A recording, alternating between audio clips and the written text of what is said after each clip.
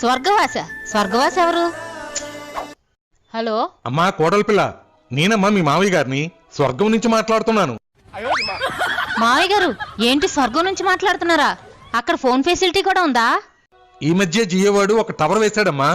స్వర్గంలో అత్తయ్య గారిని కలిసారా మావయ్య గారు? అత్తకు మించిన అందగత్తెలు ఉన్నారమ్మా. ఇప్పుడు అత్త ఎందుకమ్మా? అంత అందగత్తులుంటే వాళ్ళతో డాన్స్ వేసుకోకుండా నాకెందుకు ఫోన్ చేశారు మావయ్య గారు? మన ఎదురింటి శంకర్రావు గారు లేడు? వాళ్ళు ఎదురింటి ఆవిడ తన సినిమాకి వెళ్ళాడని వాళ్ళ ఆవిడ కొట్టి కొట్టి చంపేసింది కదా మావయ్య గారు. ఈ విషయం మీకు కూడా తెలుసు కదా. వాడు నా దగ్గర ₹1,00,000 అప్పుగా తీసుకున్నాడమ్మా.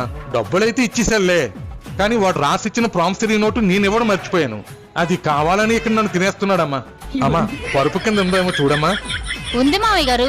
కొంపతీసి ఆ నోటు మీకు ఇవ్వడానికి నన్ను గాని మీ అబ్బాయిని గాని చచ్చిపోమంటారా ఏంటి?